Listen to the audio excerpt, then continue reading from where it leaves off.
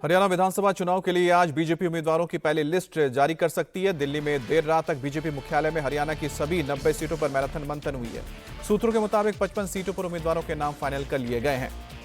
CM Nayab Singh Saini Ladwa से उम्मीदवार हो सकते हैं। अनिल विज अंबाला कैंट से चुनाव लड़ सकते हैं। राव इंद्रजीत की बेटी आरती राव को अटेली से टिकट मिल सकता है। वहीं खबर है कि लोकसभा चुनाव में हारे हुए कुछ उम्मीदवारों को भी विधानसभा चुनाव में उतारा जा सकता है। हरियाणा में लगातार तीसरी बार सरकार बनाने के लिए बीजेपी क्षेत्रीय दलों के साथ प्री पोल अलायंस भी करने पर विचार कर रही है। इनमें जयंत चौधरी की आरएलडी, गोपाल कांडा की हरियाणा लोकहित पार्टी और विनोद शर्मा की जन चेतना पार्टी शामिल है। इस बार हरियाणा के विधानसभा चुनाव में 10 से 11 खिलाड़ी चुनावी दंगल में उतरने के लिए तैयार हैं। राजनीतिक पार्टियां भी इन खिलाड़ियों की लोकप्रियता का फायदा उठाना चाहती है। बबीता फोगाट 2019 में दादरी से चुनाव हार गई थी, लेकिन इस बार फिर से वो बीजेपी की दावेदार हैं। वहीं कांग्रेस बबीता की चचेरी बहन विनेश फोगाट को मैदान में उतार सकती है। भारतीय कबड्डी टीम के पूर्व कैप्टन दीपक हुडा ने महम से बीजेपी से टिकट मांगा है, तो कांग्रेस इसी सीट से साक्षी मलिक को मैदान में उतार सकती है। दोनों ही खिलाड़ी महम से हैं।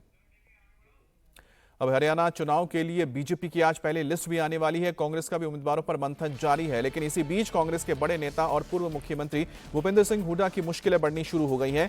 ईडी ने हरियाणा के पूर्व मुख्यमंत्री भूपेंद्र सिंह हुड्डा और MRMGF डेवलपमेंट्स लिमिटेड सहित अन्य आरोपियों के खिलाफ मनी लॉन्ड्रिंग के एक मामले में 834 करोड़ रुपए की संपत्ति कुर्क की है। यह संपत्ति गुरुग्राम और दिल्ली के 20 गांव में स्थित है। आरोप है कि MRMGF ने हुड्डा और डायरेक्टर DTCP त्रिलोक चंद गुप्ता के साथ मिलकर सस्ते दामों पर जमीनें हथिया ली थी और इसी की वजह से न सिर्फ लोगों को बल्कि सरकार को काफी नुकसान हुआ है।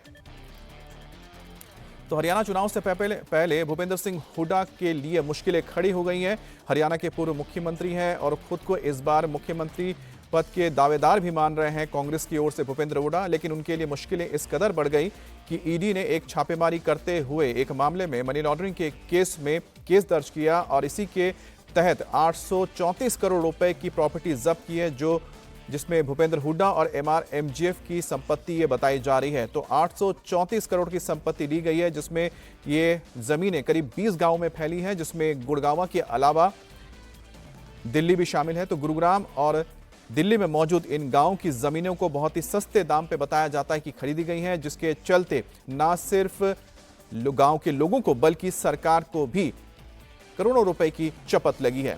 तो मनी लॉन्ड्रिंग के मामले के सामने आने से अब चुनाव में बड़ा मुद्दा बनने जा रहा है, क्योंकि इससे पहले भी बीजेपी लगातार कांग्रेस और भूपेंद्र हुड्डा पर भ्रष्टाचार के आरोप लगा चुकी है और इस बीच ईडी की एक कार्रवाई कहीं ना कहीं आने वाले चुनाव में कांग्रेस के लिए एक बड़ा सिरदर्द बन सकती है और खास तौर पे भूपेंद्र हुड्डा के भी जो खिलाफ जो पार्टी के अंदर तमाम नेता हैं जो मोर्चा खोले हुए हैं, उन्हें भी एक मौका मिलेगा इन्हें टारगेट करने का।